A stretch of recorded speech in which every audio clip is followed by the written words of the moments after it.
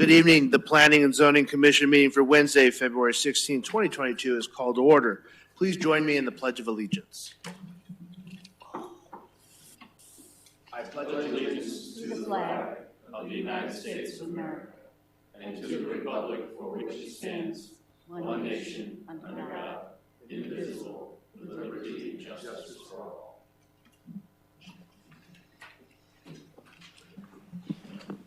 Madam Secretary, will you please note the roll? Commissioner Ellison is present. Commissioner Clymer is present. Commissioner Kish is present. Commissioner Maloney is present. Vice Chairman Barnes is present. Chairman Bray is present. We have a quorum. Thank you. And then online was the agenda item number 1, which is the minutes from the Planning and Zoning Commission meeting held on January 12th, 2022. Do I have a motion for approval? I so move. I second. Been moved by Commissioner Clymer, seconded by Commissioner Kish to approve the minutes from January 12th, 2022. Is there any discussion? Seeing none, all those in favor signify by saying aye. Aye. All those opposed, nay. Motion carries. Now is the time for the citizens who would like to address the Planning and Zoning Commission on any non-agenda items. Are there any speakers cards? Anyone from the public? After 9 years, nobody. I thought about sending in a ringer just so we could and say that somebody spoke on a non-agenda. That's it. We made it 9 years and no one's done it. All right, here we go. Disclosure of ex parte communications. The opportunity for commission members to disclose any ex parte communications they may have had prior to this meeting. Any disclosures? Nope. Seeing none, moving forward. We will go into the public hearing. Agenda item number 2. This is the Cleveland platted rezone, and I will open the public hearing, and Christian Williams will be presenting this evening.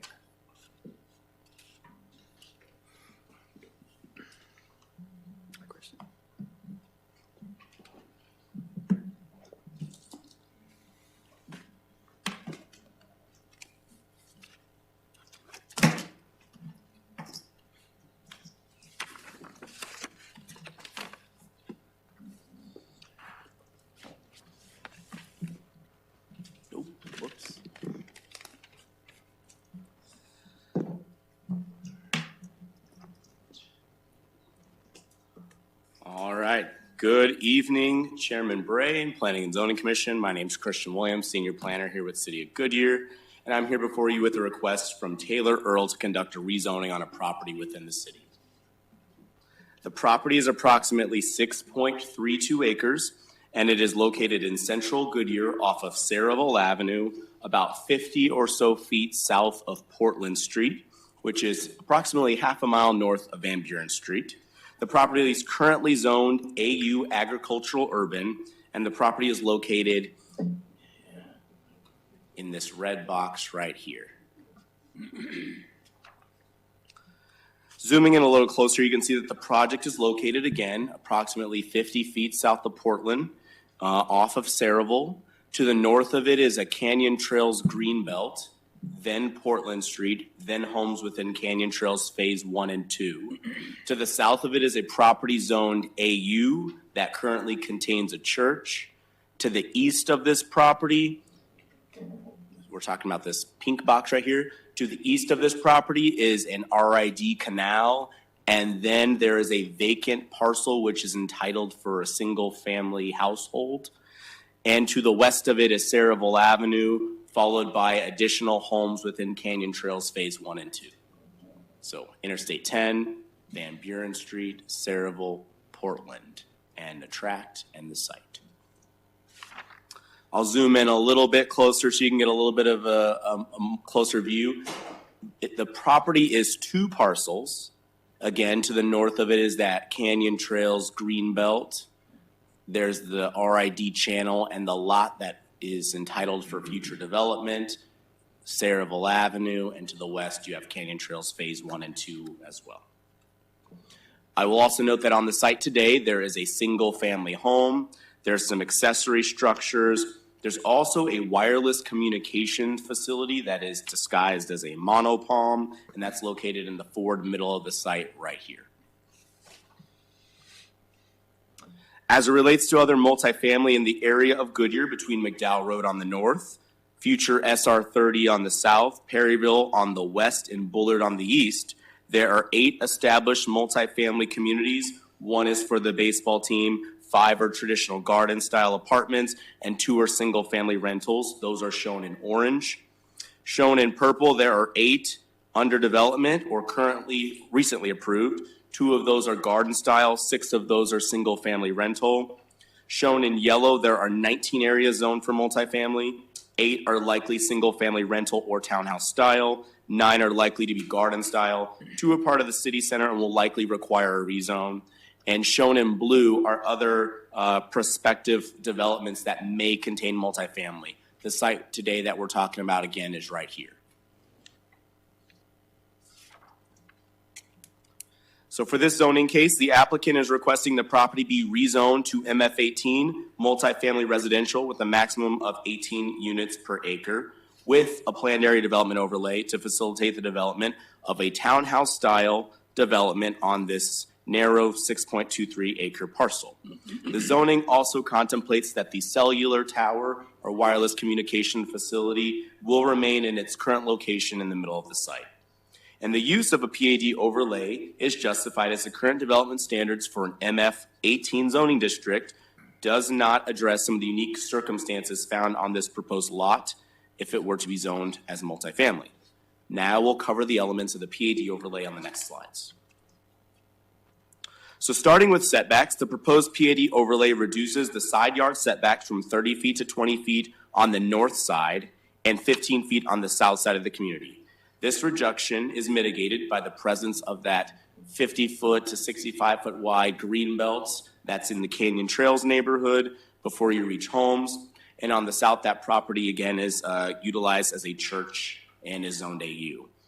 There's also a 10-foot landscape buffer on that church property and parking lot.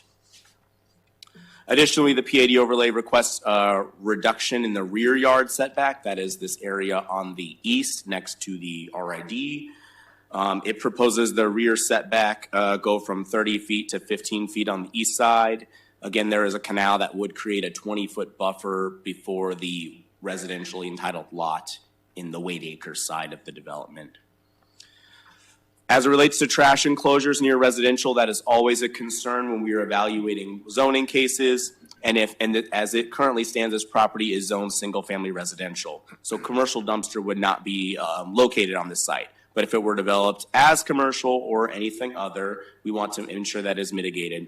So based on the narrowness of the site and the existing single-family entitled uses immediately to the north and immediately to the east, the PAD overlay ensures that no homes will be located within 80 feet of a trash enclosure. In addition, we want to ensure that trash enclosures are not immediately adjacent to private recreational open spaces for residents or windows or things of that nature. So it requires that trash enclosures be at least 20 feet away from a residential structure on this site. Another deviation is the city does not typically allow double walls to be stacked next to one another. When I say double wall, I mean if there's an existing wall from a site, we don't allow an adjacent parallel wall to be touching that wall or be located within 20 feet.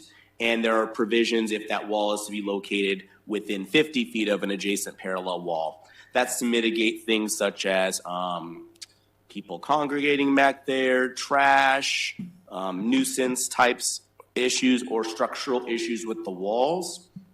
However, this development does have this is an image of it. There's an APS power line easement in the northern portion of that site, which, as I mentioned earlier, this site contemplates a townhouse style MF18 product, so they would have some rear private yards.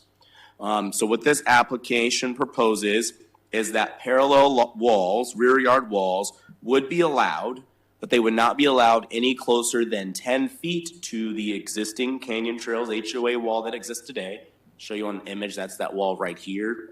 With these provisions that the wall of the private yard would need to be entirely a view fence minus the support columns, and any perpendicular walls, so those side walls of those private yards, if they're within 20 feet of that wall, they would need to be a view wall, meaning there's at least 2 feet of wrought iron on top if the wall exceeds 4 feet in height. That would be the provision. Additionally, in that space, the developer would need to create a 4-foot wide compacted DG walking path to activate the space with pedestrians. So again, there's some activity back there, and you may not have some of those nuisance factors if you feel like you might get walked up on, right? The PAD, again, also allows the cellular tower to remain in its place so long as additional palm trees are planted to help blend with that monopalm that is what that pole is being disguised as. Here's a bird's eye view image of that monopalm right there. So I do want to address traffic. The developer currently proposes one single access point onto the site from Saraville Avenue. With the site being so close to the intersection of Portland and Saraville and an existing turning pocket existing on the northbound Saraville to the westbound Portland, staff would restrict access into and out of the site to a right in and right out circumstance. This is similar to other projects which fall close to signalized intersections on arterial roadways. Staff sees this as a safety issue if left turns are allowed in, as you would end up having overlapping dual lefts. I'll show you an example of that on the next slide when you're referring to people coming southbound on Saraville. So the developer in the stipulations would be required to construct a solid median along their frontage on Saraville Avenue, which would prohibit any left ins, and the site would be restricted to right in from southbound to northbound Saraville and right out from the property onto northbound Saraville. This is a pork chop. It's trying to explain that it's a pork chop and a solid median being constructed. That is a stipulation in the zoning. Again, what we are trying to prevent from occurring would be somebody trying to get in the left turn lane to make their left turn into the site while people are trying to go northbound on Saraville to make their left turn onto Portland. There's that overlap there. The median would prevent that. What does that mean? Again, I also want to show you a little bit of context of this area. This is Saraville Avenue. This is the site we are talking about today. This is Portland. Portland connects through Canyon Trails ultimately to Roosevelt in the Walmart area, if you're talking about off the slide. And Portland connects to Garfield to connect to some future multifamily that is entitled or in the development process at the frontage road of the 303 Cotton Lane. So as it relates to this case, there is a concern that if Saraville is the only access onto the property, that if you were coming from southbound on Saraville Avenue, effectively from the Interstate 10, you will either make a U-turn to get to the site at Baden or Baden, I don't know how you pronounce it, and head into the site. A resident has a concern and mentioned this in emails and at the neighborhood meeting that the fear is you would make a right turn onto Portland, a left turn onto that first entrance, enter the neighborhood, and make your left turn so that you don't have to make a U-turn in your big F-150, right? The other concern is that people leaving the site, if they're trying to go down to Fancy Fries, will make that U-turn at Portland on Saraville. This was, one of the concerns that the neighbors have brought up to staff's attention, as well as emails being sent to the council and staff. The neighbor asked the developer to consider adding a connection onto Portland Avenue so that U-turns can be minimized, and staff has also expressed these concerns with the applicant. To date, the city has again received emails with neighbor concerns as well as residents in attendance at the neighborhood meeting in opposition to the rezoning. In the recent emails, the resident specifically cites that they do not like the blocky appearance of the buildings and wanted the developer to consider access onto Portland. Staff has evaluated the impacts of this proposed rezoning to the greater community. The options before you today include approving the rezoning to MF18 with the PAD overlay, subject to stipulations, which do include a right-in, right-out restriction from Saraville Avenue. Again, this includes in creating a median, and the median would address city safety issues and concerns. The applicant is here, and I believe they do have a presentation. Happy to answer any questions now or after the applicant speaks. Chairman, passing it back to you. Thank you, Christian. Any questions for the applicant? Or excuse me, for the staff? Commissioner Kish. Just to bring back up the option of having a road onto Portland, is that a no-go, or is that something that is still on the table, or what is the status of that conversation? So let me go back to a parcel map and try to explain a little bit. So this zoning case does not prohibit access onto Portland. This zoning case would prohibit left ins and left outs of the development. The applicant is the owner or is representing the ownership of this sliver parcel here and this sliver parcel here. The request is to zone this as MF18. This parcel here is owned by the Canyon Trails Phase 1 and Phase 2 HOA. If access is to be granted onto Portland, the applicant would need to work with that HOA to negotiate how access is provided through their parcel, whether that be to acquire a part of it, things of that nature to gain access to the city's right-of-way. The city has no stipulations in the zoning that would prohibit the applicant from doing so. So just to sum up, the applicant would have to reach out to the HOA to grant access to that piece of property to have an exit out the back. That is correct. In regards to fire, that seems like there's only one exit, one entrance. Is there any fire access in the back? There is not. There's one access in and out of the property. Okay, thank you. Welcome. Any other questions for staff? Okay, you said the applicant is present. The applicant is present. Does the applicant wish to address the commission? Yes.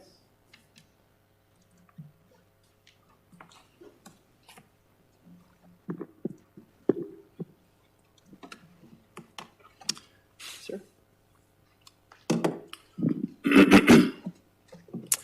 Good evening. For your record, my name is Taylor Earl with the law firm of Earl & Curley.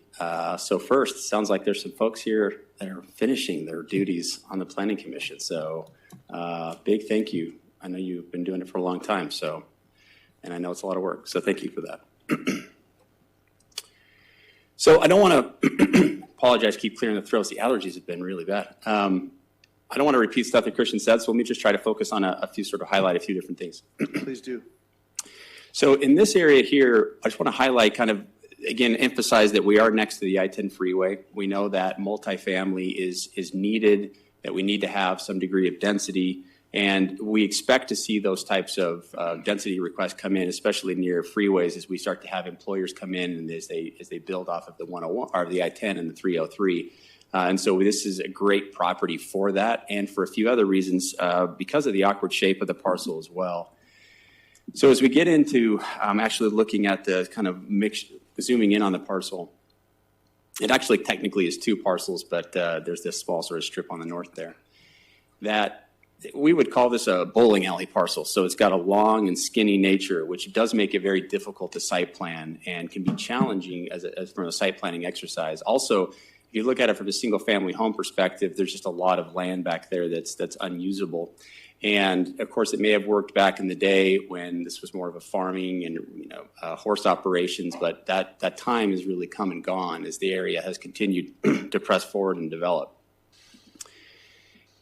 And to that end, this is not that long ago, 1998, and you're just looking at mostly farmlands and fields, and then of course you advance just a little bit further and go to 2006, and the area starts to develop. And just again specifically focused, if you just even look in just this area here, we go a little further to today, and you can see all the development that's really just exploded in this area. And so the area really has changed. And again, a large part of that is because Goodyear has focused successfully on bringing in a lot of employment.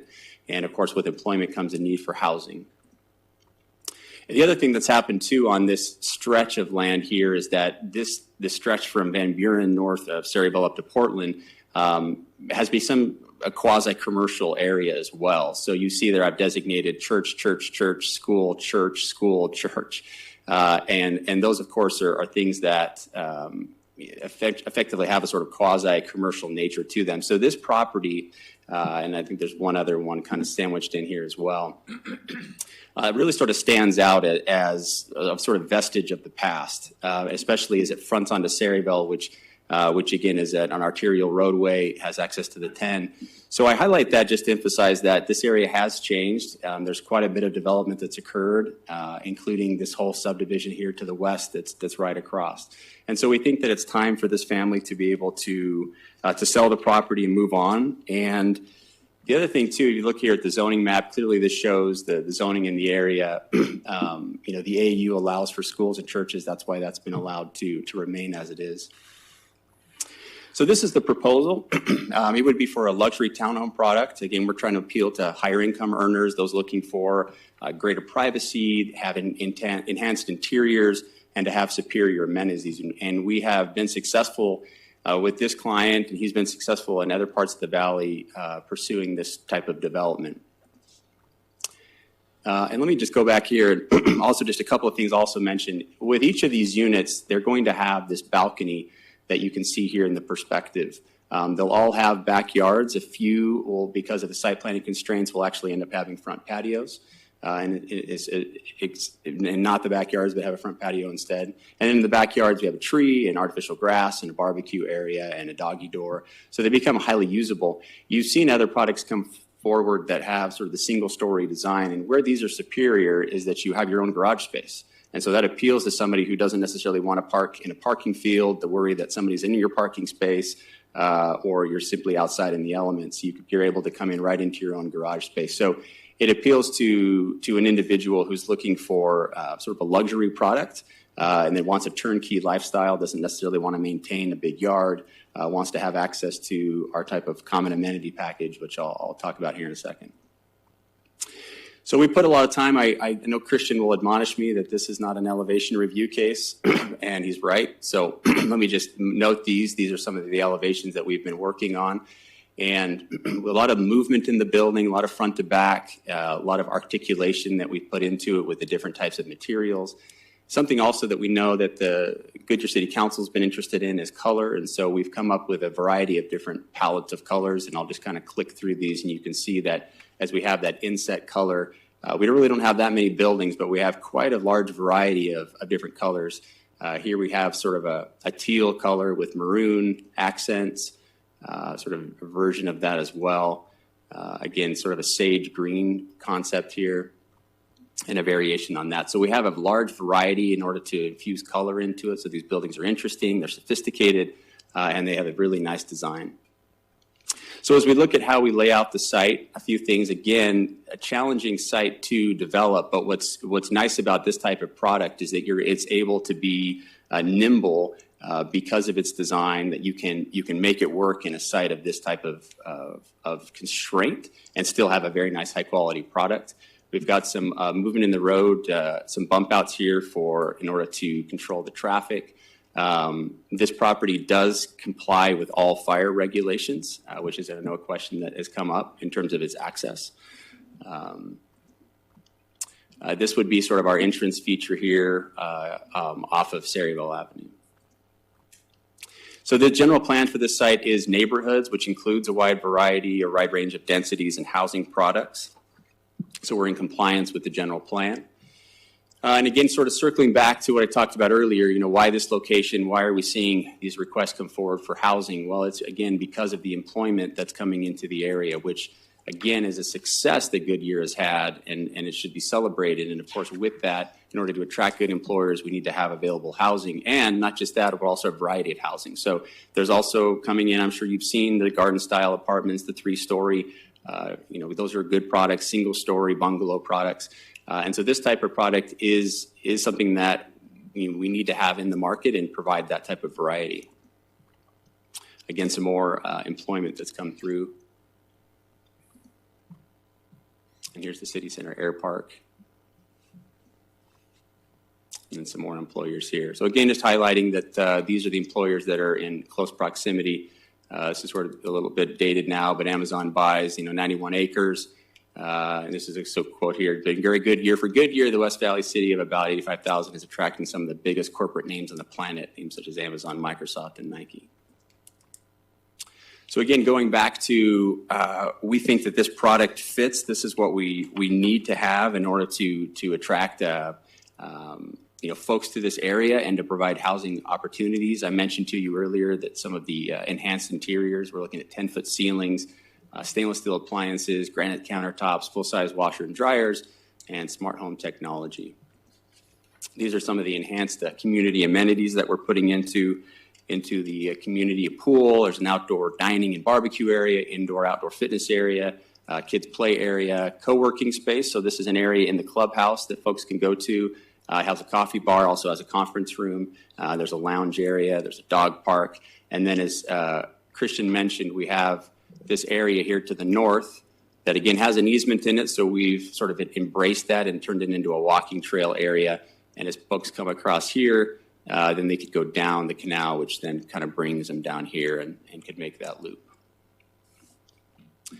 This is important. This is a quotation from Elliot Pollock, renowned economic expert in the area. And I'll just read this for the record. It says, this is from an article. I've been doing this work since 1969, and this is the worst housing supply-demand imbalance I've ever seen. We're at the precipice of a very serious problem. This will affect our ability to attract and retain top employers, attract and retain top talent, maintain and improve the quality of life for our residents, and increase the customer base for our small businesses. We simply must increase supply, or it's all downhill from here. So the reality is that we are in need of having good quality supply of housing. And the question then is, where are we going to locate it? And I think what's important about our site here, and I'll just kind of zoom back here and just highlight this. When we look at infill development, when we look at doing products, a few things that I look at immediately when clients bring stuff like bring really infill development to me. Number one is, what is the height that we're proposing?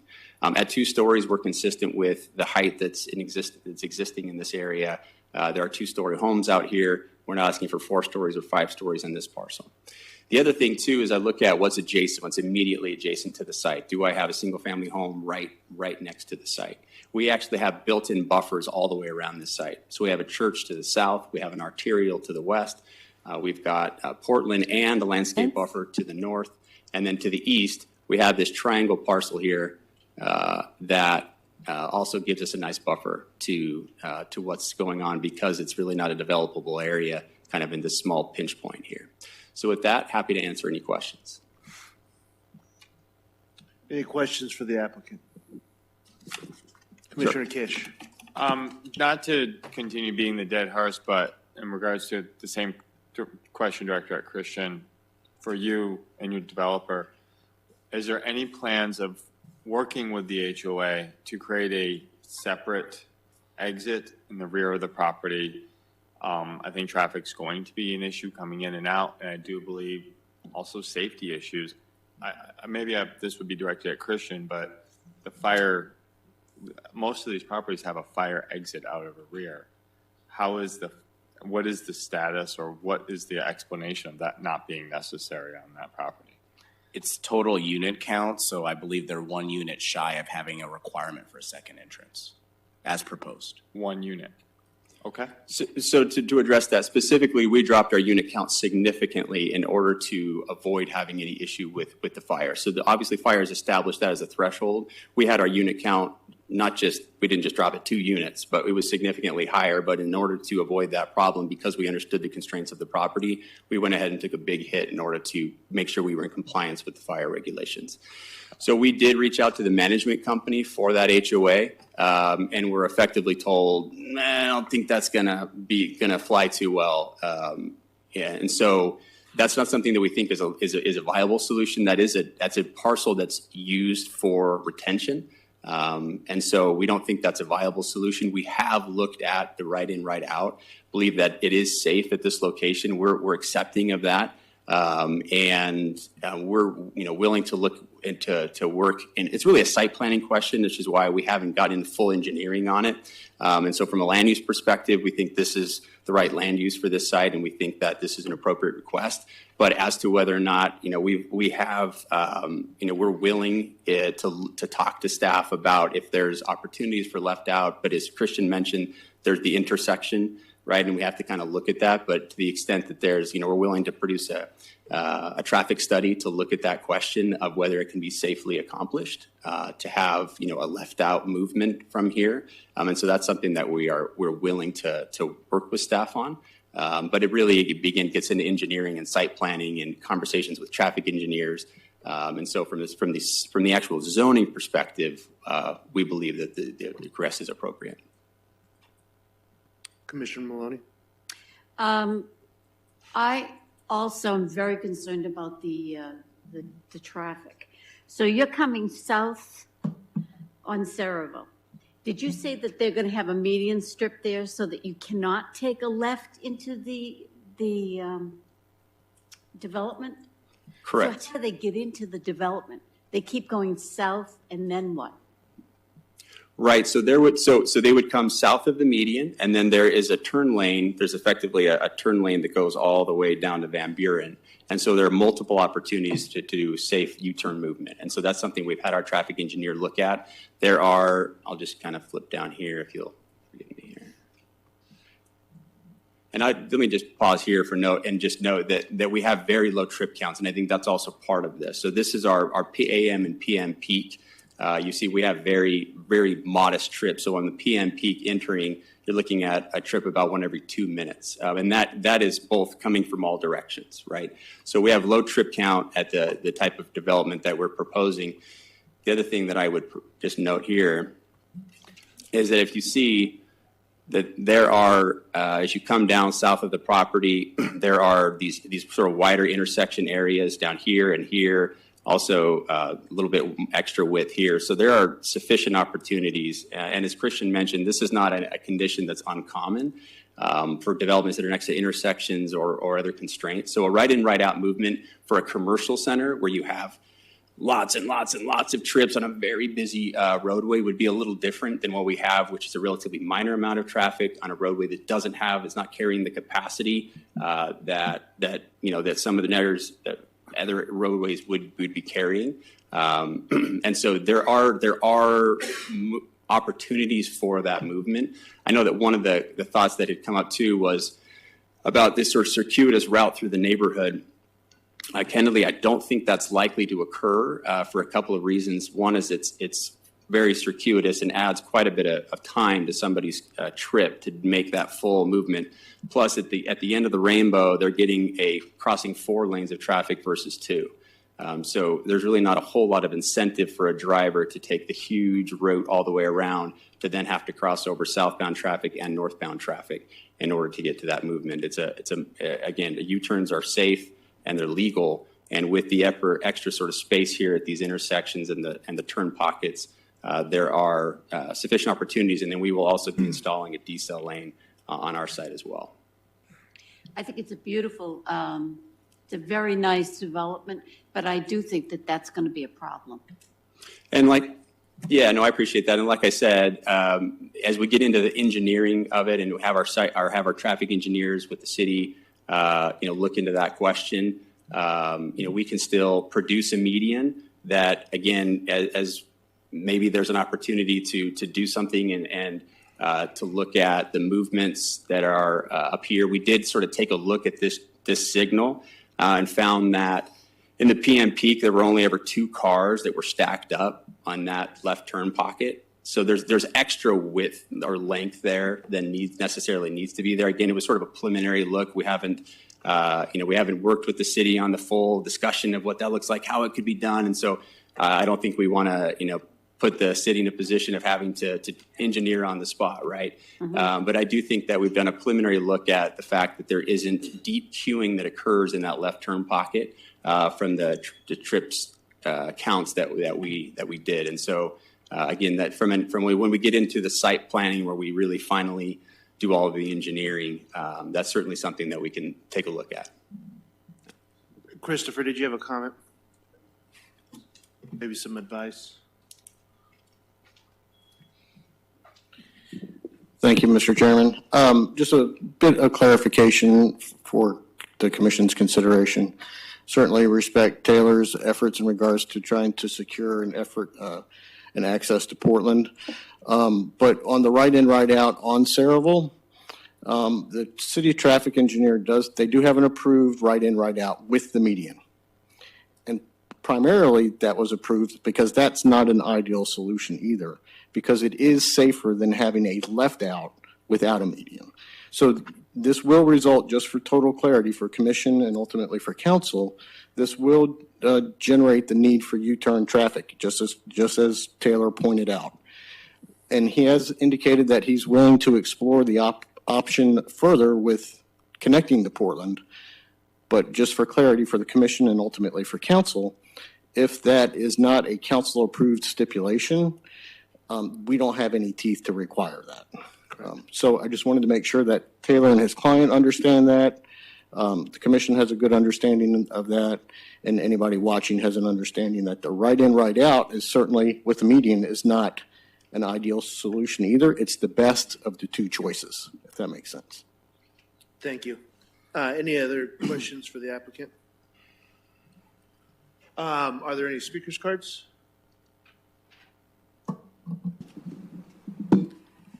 For Cynthia and I believe Renee Robles, is it for this item?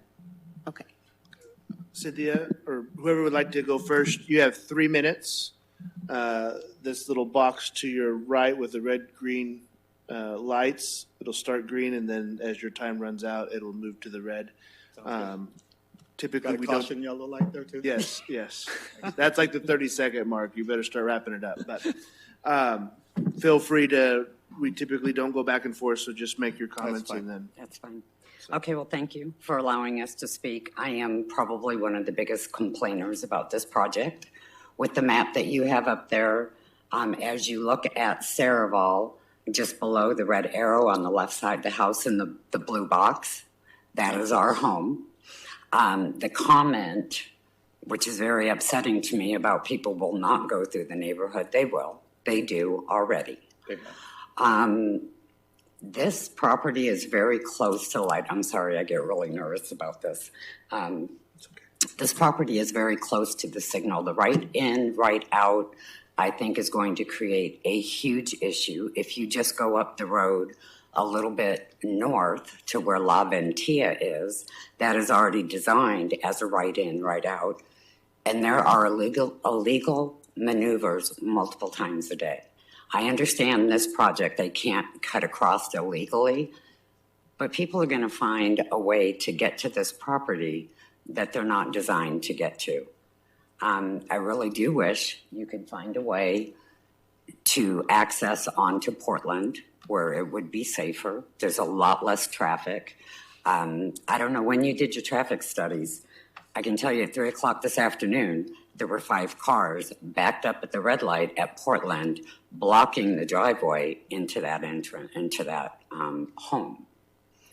We, obviously, our backyard backs up to Saraval. The amount of traffic on Saraval, the amount of semis that are coming up from Amazon, that signal gets backed up at the oddest time of days. It's not necessarily during peak traffic times, and it does back up at peak times, but to add another apartment full or a community full of people getting onto Saraval is just going to be a nightmare for those of us that have lived there for 20 years. I know you're concerned about privacy for your residents, but the privacy of the people that have lived there for 20 years will be taken away with this property. And if I'm not mistaken, is the clubhouse and the pool fit right near the street? Again, that is going to impact us. We are going to hear from this community. So yes, it's a beautiful design, but for those of us that have lived here for a long time, I just so strongly oppose this project, at least especially with that entrance right there. And the next thing is, or item to take into consideration, is we're looking at data, supposedly, I don't know where they got the data from, the counts and who did that count and when that count is. We're both retired. We've never seen anybody out there. We've never seen a line going across counting cars that are going down over that street. Secondly, in the future, when we're talking numbers now, but in the future, when residents move down, lower down or south, that number is going to increase even more. Thank you. Got to drop the mic. Right? Time's up. Thank you. Thank you. Any other speakers' cards? Anyone from the public wish to address the commission?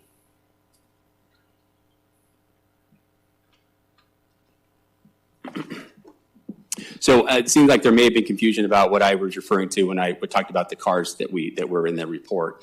I think we may be talking about two different surveys. We were looking at the left turn queuing, not the queuing at the red light, right? Okay. So we're talking about the cars that would stack up at a red light versus how many cars are in the queue length. Because what that means is because it's quite long today, it has a very sort of long typical stack, but because that area already basically is built out, we're not looking at, hey, down the road there's going to be an extra 1,000 units down there, so we need to build in something extra. So we can look at what's occurring today, and if that left turn pocket is more than is needed, then it possibly could be shortened, which means that there would be not a conflict for left out movement.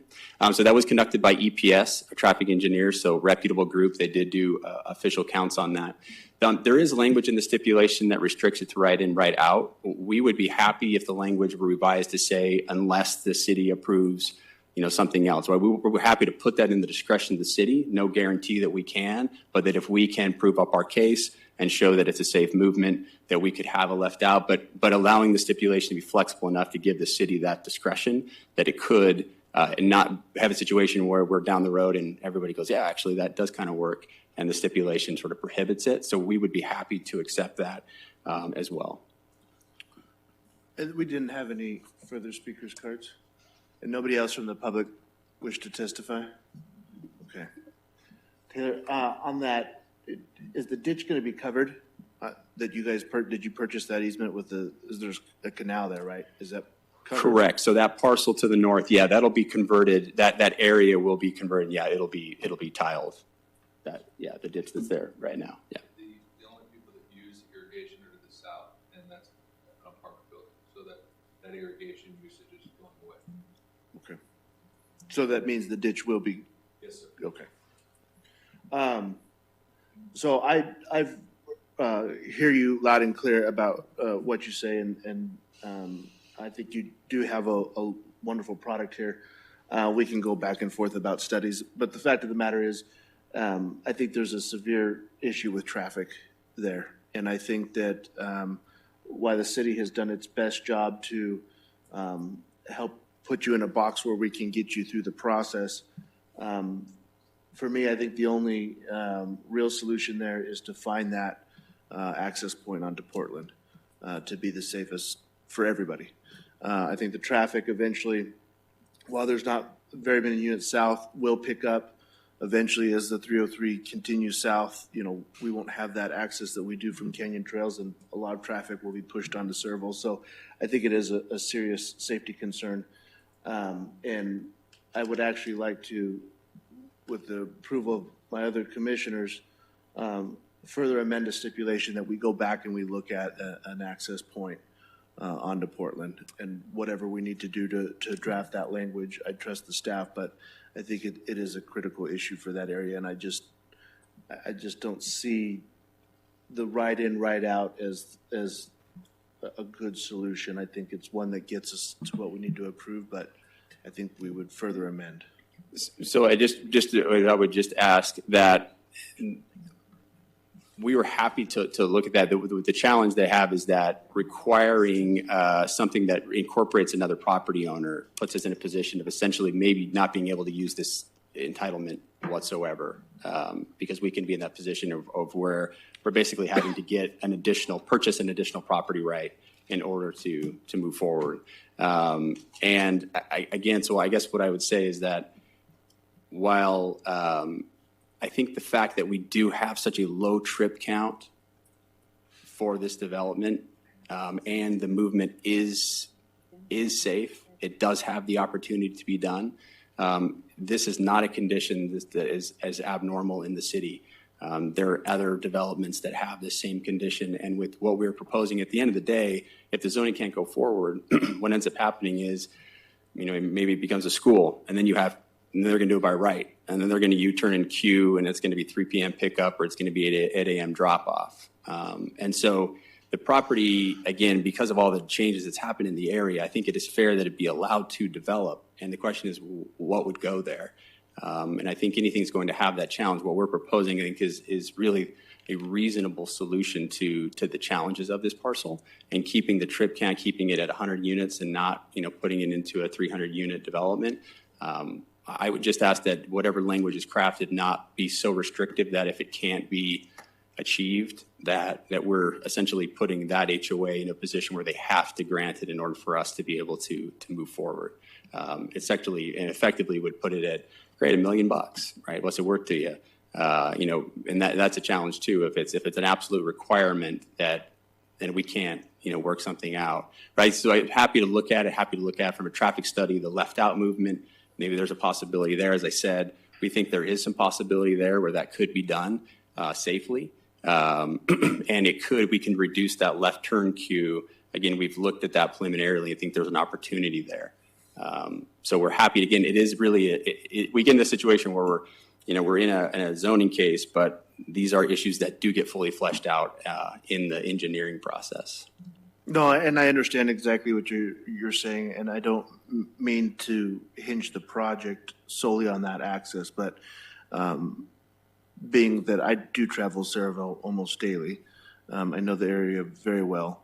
For the safety of the citizens and for those that live in there, I think that the access point needs to be revisited. And I'm not saying that it hinges on it, and obviously it's the council's responsibility. They will decide what the stipulation is. But I think out of this recommendation from our commission is that we need to take a more serious look and see if we can get that access point accomplished. And I get that, housing markets are hot and you guys want to develop, and I don't want to slow that down. But at the same time, I want to make sure that that those citizens that are moving in there have, it's a safety issue, really, I think, at the end of the day for all the residents. So. I have a staff question. You come back around. Mr. Barnes has a staff question. What does the general plan call for this parcel? The general plan designates this as neighborhoods. Neighborhoods has a wide variety of uses, including single family, up to low-density multifamily. Okay. Any retail? Retail, there are stipulations on when we would allow retail. I don't believe this site would have support for a retail component or a commercial zoning just due to the size and depth of it. But again, that would depend on a proposal. But again, generally in the neighborhoods category, you see single-family residential or low-density multifamily. Okay.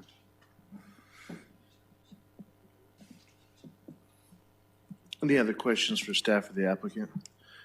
Sarah? Did you want me to draft a stipulation for approval for requiring the access? That would be my wishes. I mean, I leave it up to the commissioners as well. I'm getting some head nods, but some language that basically says that. I have something that we can put in the record if you want me to share that with you. Yes, please. The stipulation would be owner shall acquire and convey to the city at no cost to the city right of way to provide access from the property to Portland and from Portland to the property. An owner shall construct at no cost to the city all improvements required to provide such access.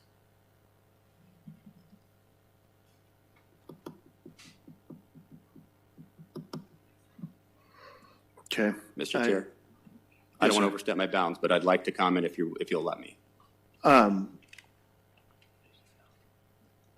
Unless someone has a question, I think we're good. And not to be rude, but I think we're in a good spot unless a commissioner has a question for Tyler regarding this issue. No question. Just regarding the language is what I was going to comment on. Quickly. Just that the way that that's phrased is it does fall into the problem that I mentioned, which is that the development could not move forward unless we could, basically purchase either an easement right or right of way, which puts them and us in a tough spot. Understood. Thank you. You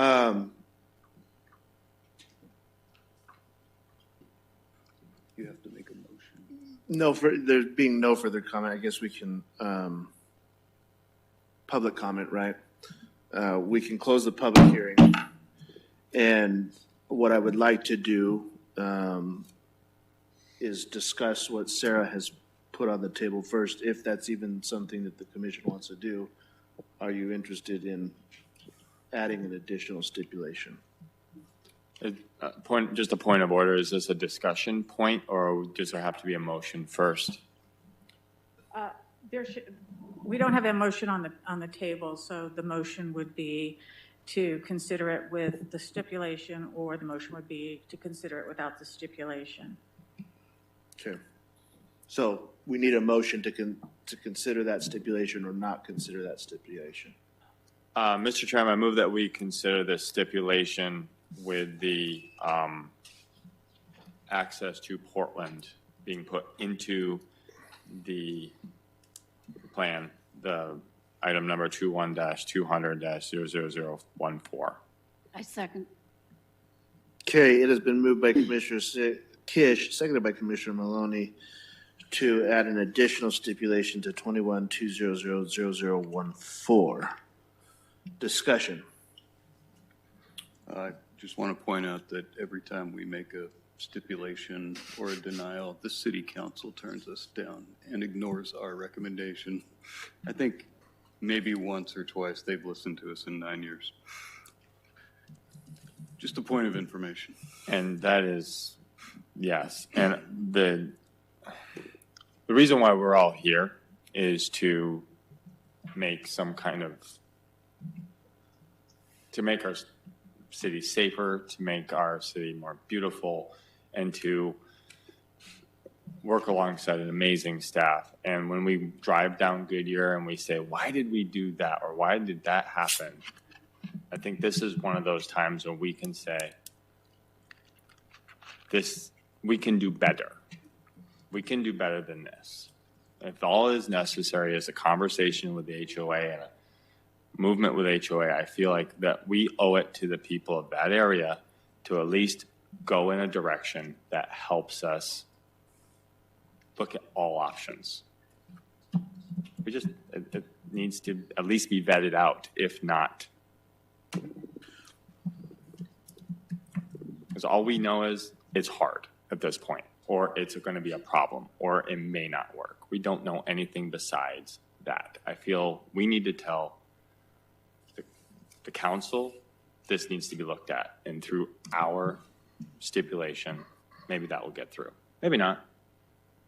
Commissioner Ellison.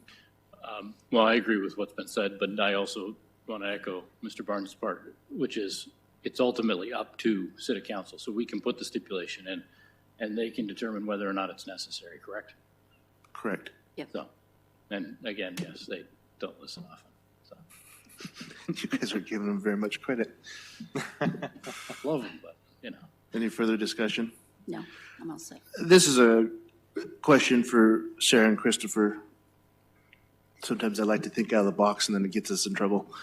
I don't often do this, and I do agree with Taylor on this one, that I do not want the stipulation to be so restrictive that the project hinges on it, because at some point that property is going to be developed for something. Is there a way that we write the stipulation in a manner that somehow the city can bring those property owners together in a meeting and say, we got a problem that we got to fix? And when I say we, it's all of us. There's no way to draft a stipulation requiring a third party to participate. I was thinking, if it was a public street, we could condemn it, but it's not a public street. It would just be an access way. I believe there's a stipulation, and again, for some reason I don't have internet here, but I believe there's already a stipulation that may require them to get secondary fire access from Portland. That's the only way it could go. I don't know if is that stipulation, did that come out? No. Because they reduced the unit count one below what that requirement would be. So, so there's no way to do it. If it's basically, we support the project if you can have another point of access because of the traffic concerns that this project will generate, or we can't support the project. Okay. But obviously, we will try to facilitate everything that we can with the property owners, but, you know, we can't mandate anything. I mean, we've done that in many cases where people needed easements from other property owners, and our real estate coordinator has done an excellent job kind of bringing the parties together, but, you know, it really will be at the discretion of the Canyon Trails HOA. They may have an interest because their residents seem to have an objection to this property. You know, they have concerns about the traffic. So there may be some incentive for the HOA to work with the property owner because it's their residents who are driving it. So that may be something. Okay.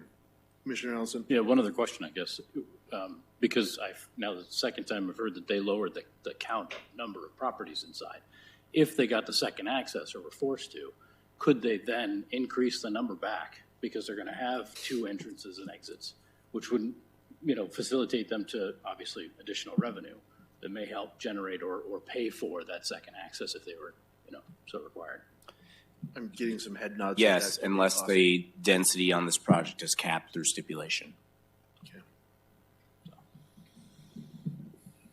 Any further discussion? One more thing. Commissioner Barnes? We have to consider, something's going to go here. So what is going to generate the lowest traffic count? Retail's obviously going to be more. The only thing that generates a lower amount of traffic to these roads is something that's less dense.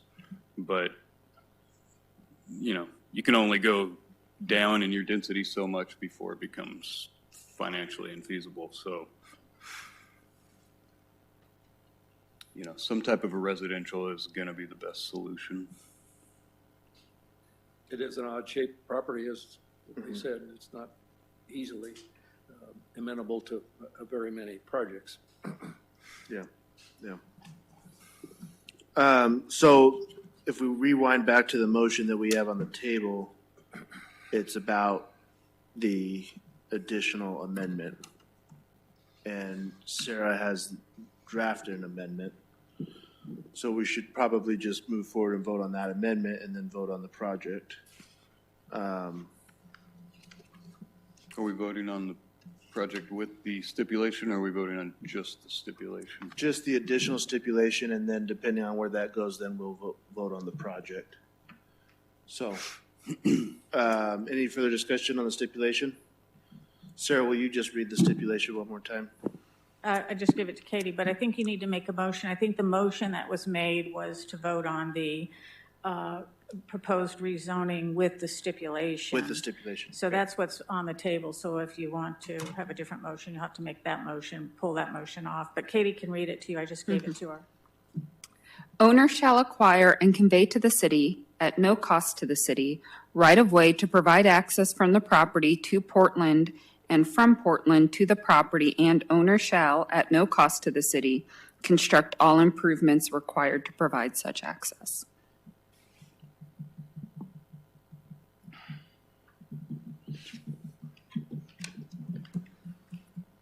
Okay. There you go. Any further discussion? Mm-hmm. Go ahead and do a roll call vote, please. Commissioner Ellison? Yes. Commissioner Clymer? Aye. Commissioner Kish? Yes. Commissioner Maloney? Yes. Vice Chairman Barnes? Aye. Chairman Bray? I'll just take a little leeway to explain my vote. I appreciate Sarah's explanation, and I think that we're painted into a box, and I get that the city, Sarah's doing her job to protect the city, and somewhere in here, I believe that there is a way that the city and the landowners can work together and solve this without such strong language, but unfortunately, I think we're left where we're at today. So with that, I vote aye. Motion passes. Thank you.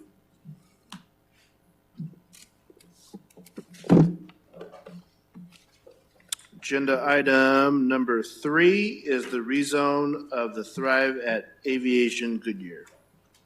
And Alex is going to address us.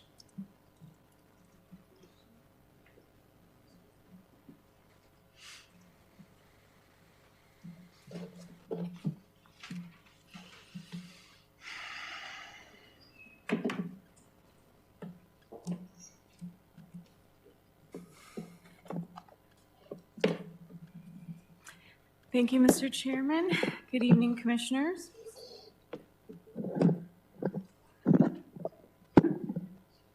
Okay, as you mentioned, this is a rezone request for Thrive at Aviation in Goodyear. The subject property is approximately 4.6 acres located east of the northeast corner of North Central Avenue and West Van Buren Street. Just for some context, we've got Central Marketplace where the 99-cent store is the anchor. I've labeled Church's Chicken and McFall Tire Repair. There's a Wells Fargo just on this corner of the site here, which the site wraps. Central Square is the name of the commercial complex. There's a Papa John's in that complex. To the south is Avondale. The Bolero Avondale is located south of the site, south of the Circle K and some other businesses. Like I mentioned, approximately 4.6 acres. That's just a little zoomed in. North of this site is the existing residential community, which I'll talk about the existing zoning, but that is called Arnold Manor. So like I mentioned, to the north, R17, that's the single-family residential district. Surrounding the site, and the site today is C2 general commercial zoning. To the south is Avondale zoning, which is also a commercial zoning. And then just to call out, northwest here is the Autoplex planned area development zoning. The request tonight is to rezone the property from C2 general commercial to R1A single family residential, which the R1A does represent the attached district, which I'll go over what those standards are in a second, with a PAD overlay, which I will mention what the requests for deviations are. So this is a little hard to see, but on the left here is the existing R1A development standards. So for that attached product, you can see the sides have been reduced down to 0. So the buildings can be packs and there can be no separation required between buildings. There's 4 deviations proposed in the PAD overlay. The first 2 are the lot area and the lot width. For this product proposed by the developer, they are requesting a 28-foot wide lot, which with the lot width, lot depth at 80 feet. So naturally the lot area does get reduced because you're reducing the width of the lot. But they are proposing to keep the 80-foot depth. The other 2 have limited applicability, which I'll explain in my next slide. But the current rear yard setback is 15 feet. They're requesting to go down to 11. And then there is a requirement in the zoning ordinance for a separation between walls or fences, which actually Christian alluded to in his presentation. That requirement is 20 feet with a partial view fence. They're requesting 17 feet, but as I mentioned, it's in a specific area. So what that would look like, this is a conceptual plan not to be approved with the rezoning. For the rear yard setback, it would only apply to the north and east boundaries. On the north side, there is an existing public utility easement that cannot be developed into. So given that, it constrains the development area on the site. So we found that it would be appropriate to allow for that rear yard setback to be reduced on the north side. Similarly, on the east side is up against the commercial center there. So they're providing a trail along the boundary, but just giving them a little extra wiggle room to build those lots. And then the wall separation would only apply adjacent to the Wells Fargo property. The Wells Fargo has a drive-through running up against this site. So once again, for the site constraints, we thought it was appropriate to allow for a reduction to 17 feet. So they have a little bit more wiggle room, and that is contingent on a view fence, a partial view fence provided. So the R1A district does require design elements to allow for the use. So for amenity, the one requirement is, or or for amenities, one element is required. The applicant is proposing a community pool in the subdivision. For connectivity, they've actually had 3 when 2 are required. This is an infill development. As I mentioned, there are existing commercial developments surrounding and residential to the north. No subdivision perimeter wall is proposed, and in fact, it's included as a development requirement in the PAD overlay, but that's so people can walk to the commercial complexes surrounding the site. And then there's an internal trail system, just providing additional pedestrian connectivity to those internal amenities and then the external commercial complexes. And then for streetscape elements, the applicant has committed to providing alternative paving, which would be reviewed at the time of residential design review. So just to kind of call out where those amenities are located, this is a location that they're currently proposing for the pool. It might not be the final location based on this is a conceptual plan. No subdivision perimeter wall. Like I mentioned, this isn't enclosed, so if a resident lived here, they can just walk through to the neighboring shops, and similar to the south area here. That internal trail, we've got it running along to the pool and then around the edge, so there's options for pedestrian connectivity. These are conceptual elevations just provided by the applicant. This is a 4-pack of homes. This would be internal to the streets with the driveway and the garage, and then this would be looking externally. For public comment, the neighborhood meeting was held at the Goodyear Municipal Complex on January 19th. Staff and the applicant were present, but no one from the public showed up, and neither applicant nor staff has received any comments regarding the application. This concludes my staff recommends approval subject to the stipulations included in your draft ordinance, and that concludes my presentation. The applicant is available for questions or a presentation too. Thank you, Alex. I forgot to open the public hearing. Just tell me. After a few years, you'd think I'd get it right. Thank you, Alex. Any questions for staff? Commissioner Kish? Is this a similar product to the KB homes on Saraville and Portland? I'm just trying to conceptualize what kind of product this is. Commissioner Kish, I believe, I'm going to look to my team over here. I think those are detached. They're a court home product, but I believe they're not attached. Okay. Any further questions for staff? No. Does the applicant wish to address the commission?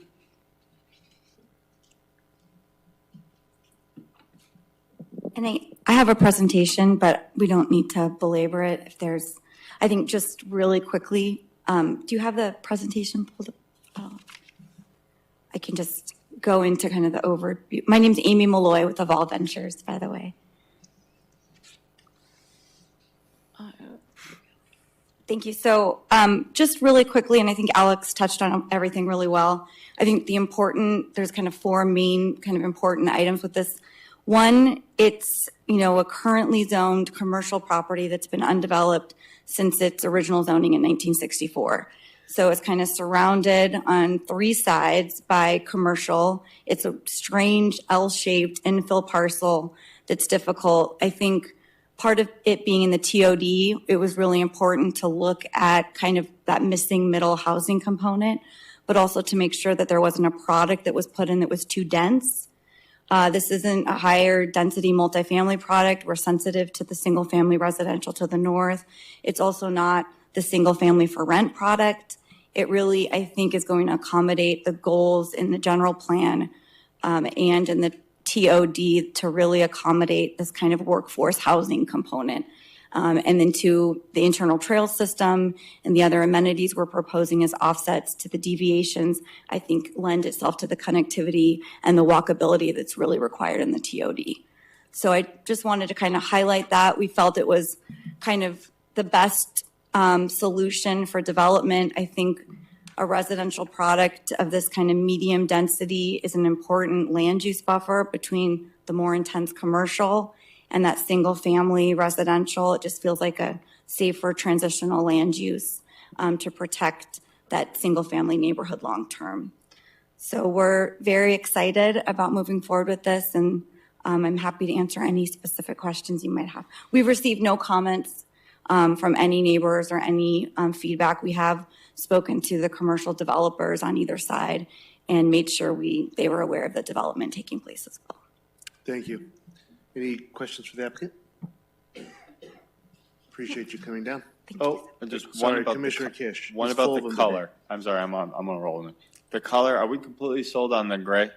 No, not at all. This is very, and I would love, any feedback you can get. This is just kind of preliminary elevations.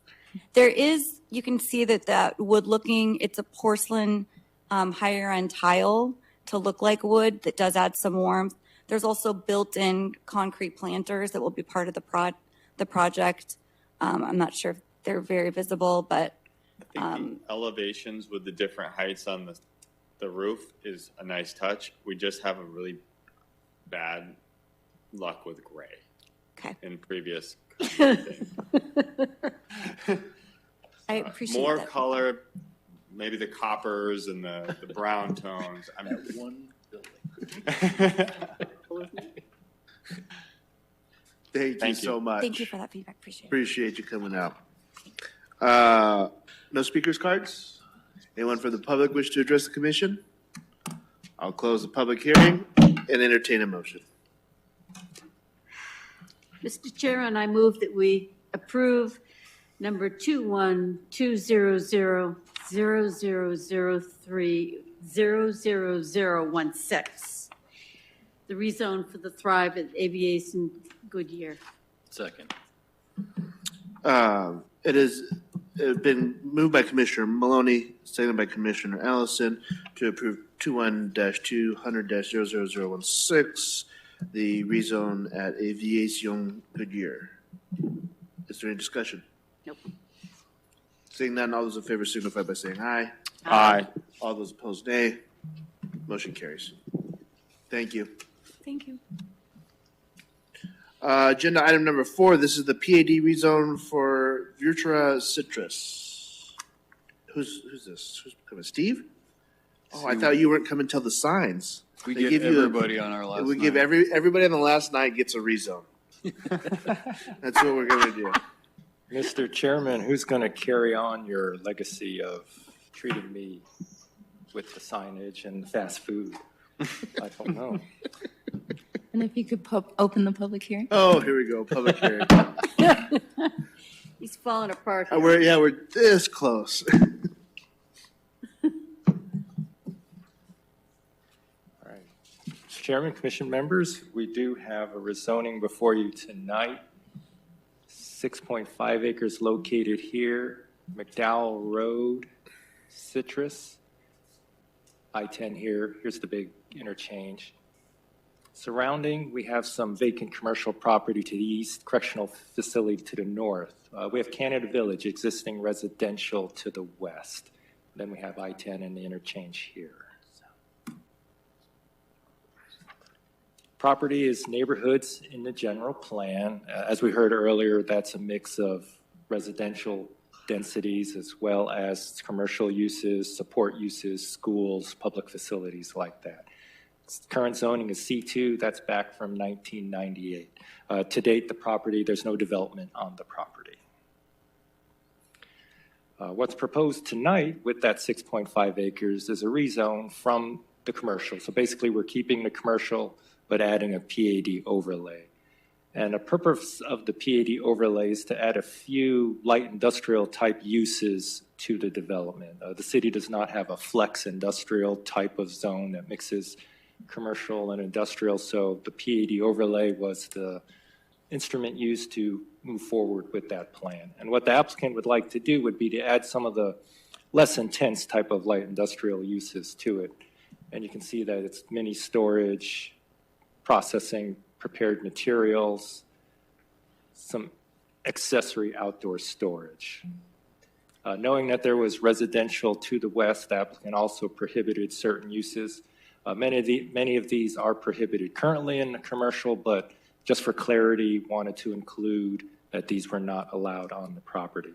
Also, in recognition of the residential, they've reduced the building height. And again, conceptual plan, at this time, there are no plans on the property, so this was just something the applicant put together to kind of give a picture of what could happen. Some buildings here fronting Citrus and McDowell, some interior parking courts. And I should also point out that there is an existing sewer easement that will be along the west boundary. So north is this way. So this is Canada Village here.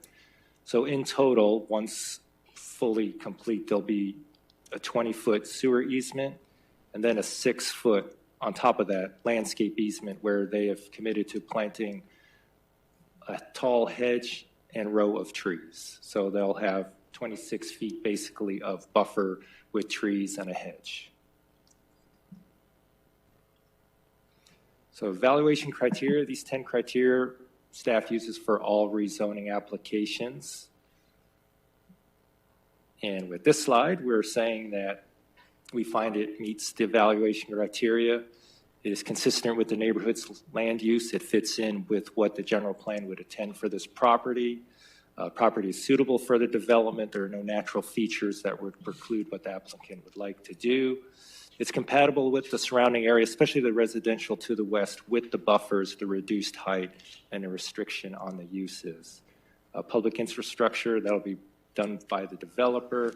And also would like to note, we've had no public opposition to this request, especially from the neighbors. And we did have an in-person citizen review meeting back in August, and we did have a few neighbors from the adjacent Canada Village. They did not express any concerns with the proposal itself. They were more interested in what would happen to McDowell Road and to those power lines that are along McDowell Road. That was their main concern. As a public hearing item, we did advertise this item as required by state and our codes. And again, we've not heard of any opposition to the project. With that, we find it complies with our evaluation criteria. We are recommending approval subject to the 17 stipulations. If the item does move forward tonight, it would be next heard at a public hearing before the City Council on February 28th. Mr. Chairman, that concludes my presentation. Available for any questions. Applicant's also here if you have any questions. Thank you, Steve. Any questions for staff? No. Does the applicant wish to address the commission? We're here to answer questions. I didn't have anything prepared. Gosh, they're getting better as we go down the agenda. They're Any questions for the applicant? No. No. All right. Thank you, Steve. With no speakers cards, no one else from the public, close the public hearing, and I'll entertain a motion. Mr. Chairman, I move that we approve 20-200-00006, the rezoning for this property with the stipulations. A second. It has been moved by Commissioner Clymer, seconded by Commissioner Kish to approve the rezoning, agenda item number 4, 20-200-00006. Is there any discussion? Seeing none, all those in favor signify by saying aye. Aye. All those opposed, nay. Motion carries. Thank you, gentlemen. Agenda item number 5, right? Oh, Steve, you're back with us. Vantage Data Center. Yes, Mr. Chairman, I do have some signs tonight. Oh, CSP, Comprehensive Sign Package. There you go. Mr. Chairman, It makes me happy, though. At the last meeting, you doing a sign package is just joy. Cherry on top. Pure joy. Please go ahead, Steve. I have no words. Well, Mr. Chairman, Commissioners, we're located right here, so we're right next door with this comprehensive sign package right here. Surrounding us, I think we all know a lot is going on surrounding future development that's coming. So right in here is we have the Vantage Data Center Complex. And the property is zoned a mix of C2 and light industrial back in 2018. We had a site plan for that first phase approved in 2020, and it's under construction now. And so the comprehensive sign package, that's coordinated signage with enhanced design. And in return, city does look and accommodate deviations such as larger signs or additional signs. But if so, then that must go through the Planning Commission and City Council. And this CSP, because they are requesting deviations, does require to go through the public meeting process.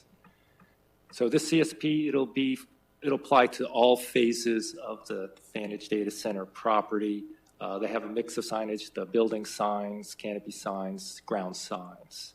And the deviations that are requested will be for the canopy sign, which is a sign type that we don't have, so they're requesting a new sign type. Directional sign, which is just a little bit larger than the sign code would allow. And the monument signs for internal and along the street, just a little bit larger than what the city code would allow. And this is the full build out of the data center complex. So here's Van Buren, here, Bullard. So right here, they're working in this area right here. And this diagram just kind of shows that they'll have some monuments along the street, as well as some building signage and internal monuments. And most of that is to help with wayfinding, because as you can see at full build out, these are large buildings with multiple tenants. They would like to be able to provide for good wayfinding for staff or personnel, be able to get to the different parts of the campus. And these are some of the signs designed to match the architecture colors of the center, building signage, some of their internal wayfinding directionals. This is the canopy sign here. Again, just some internal monuments here, and this will be the ones that'll be along Bullard.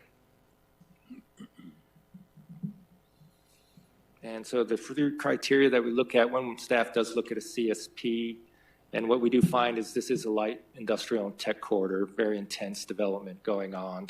Similar land uses, there'll be data centers across the street. There's warehousing and distribution as well. It's a large data center campus with multiple buildings, so the wayfinding will be important. There's no residential nearby. The design, we found that really complemented the design, the colors of the building. And this height and size we found not excessive, but useful for what they needed. And with that, we found that it did meet our evaluation criteria. Modifications were acceptable, and we are recommending approval subject to the one stipulation. And if it does move forward tonight, it'll be next heard before City Council on February 28th. With that, Mr. Chairman, that includes my presentation. And the applicant sends their apologies. They were unable to attend tonight. Perfect. Thank you, Steve. Any questions for staff? None? No. Perfect. No speakers cards? No one from the public? I will entertain a motion. Mr. Chairman, I move that we approve the comprehensive sign package, item number 216300005. Second. Been moved by Commissioner Kiss, seconded by Commissioner Clymer to approve the Vantage Data Center comprehensive sign package. Is there any discussion? No. Seeing none, all those in favor signify by saying aye. Aye. All those opposed, nay. Motion carries. Thank you, Steve. Well done. Brought a little tear to my eye. Agenda item number 6, Mr. Baker. I was really hoping Christopher could pull off another bow tie. Right. I think more LED. Nobody can do a bow tie Where's the like bow tie? Christopher. Goatee. I was really hoping for some LED lights on the sign pack. I know, right? Where's Like that at? some- Well, then it starts Yeah. attracting Is those that what coffee it is? shops. And we can't have it. Vocation. Very Not nice. those, yeah, it's vacation goatee. Yeah, vacation, that's right. So, Mr. Chairman, Commission, we have a hour-long video with snippets of Steve doing fast food and sign packages over the last. I'm kidding. Sorry, Steve. Seriously, though, this is a very important and meaningful night for us as staff as we wish several of you, thank you for your many, many, many, many years of service and hours and hours and hours dedicated not only inside this room, but outside at home, evaluating our staff reports and communicating with us and so on and so forth. So, the city is built on the shoulders, if you will, of all of us working together, and citizens volunteering, unpaid citizens who volunteer to make the city a better place, like you do, are really an important component of getting us to where we want to be. And the Planning Commission, that we often call Council Light, because you actually are very similar to Council, is, in our estimation, the most important advisory committee to Council. So you all, as you know, hear the testimony from the citizens. Sometimes it's controversial. Sometimes people are not terribly happy with their recommendations and votes. It's part of the due process and part of the process as it's set up. And we know it takes a lot of time, commitment, and effort for you to serve the community. So we thank you for your years of service and the hours and hours and hours that you've dedicated to the city. We do have some small tokens of appreciation in your retirement. And so I'd also like to recognize Mr. Carl Hamilton, who is likely to be one of the planning commissioners that's appointed to, still has to go through the process, but to go through and will take one of your seats. So, and there was also two other gentlemen here tonight, Mr. Booth and also, no, just Mr. Booth. Yes, excuse me. Mr. Booth was here as well. So council is going through the interview process in order to make those appointments. So we thank you for your years of service, really, honestly, very much. Thank you from the bottom of our heart. It takes a lot of effort, so thank you.